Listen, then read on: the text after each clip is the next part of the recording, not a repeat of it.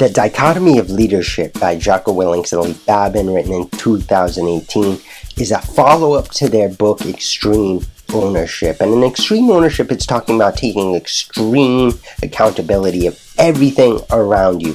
And they wrote this as kind of a follow-up to it because a lot of people were taking it to the extreme, no pun intended. They were taking it incorrectly, and they were just going way too far in taking ownership. So dichotomy means balance. So this is all about finding the balance in leadership, and there are many balances a leader has to work with and find, but this book really helps with 12 of the main ones that you will encounter as a leader. So let's get into the review. I'll tell you all about it. I'll tell you what's really good about this one, and if I would recommend it ultimately.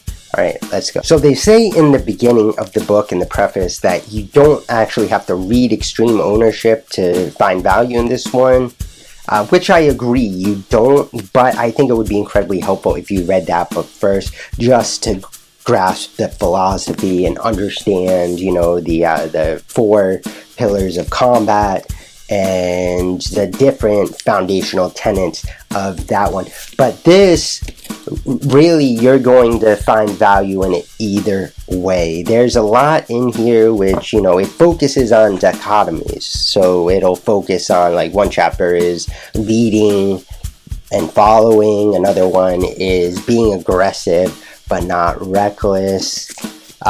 So basically they're like that, and it's about finding the perfect balance between the two extremes. And if you go too far either way, you're going to throw it off, but if you find balance, you're going to be able to lead. First off, let's talk about the writing style, though, because I think that's what makes this book so great, and Extreme Ownership. It makes them such great books and very accessible to everybody. So I'll read you a sentence. I'll read you the first sentence from the preface, and you'll probably get what I mean. So it says, "War is a nightmare. It is awful, indifferent, devastating, and evil. War is hell, but war is also an incredible teacher, a brutal instructor. We learn lessons in war, written in blood, about sorrow, loss, and pain. We also learned about the fragility of human life and the power of the human spirit."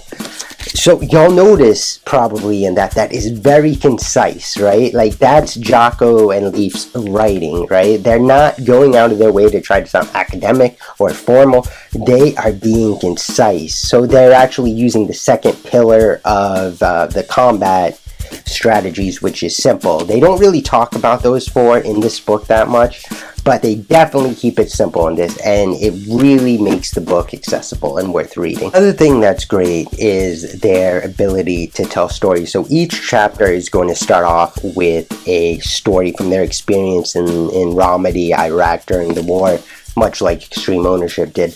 And how they start it is, like, they start in the middle of action, right? So they'll start and be like, "This guy was shooting at me," or like, "I didn't know what was going on, but I heard gunshots," or something like that. So it immerses you immediately in what was going on, and it makes you want to read it. And then after that, they have the principle, so the chapter's principle, the lesson you can pick up, and then an application to business, so it's all helpful and it's all sequential, so very easy to follow along, very exciting. It definitely pulls you in and makes you want to keep reading, and there's a ton of value in here, so it's worth reading as well. I would recommend The Dichotomy of Leadership to anybody looking to acquire leadership skills, and I didn't really find anything wrong with it per se, but I should note something to you. And a lot of people might read this and be like, you know, leadership, like, I don't lead a platoon like Jocko and Leif, or I don't lead a team.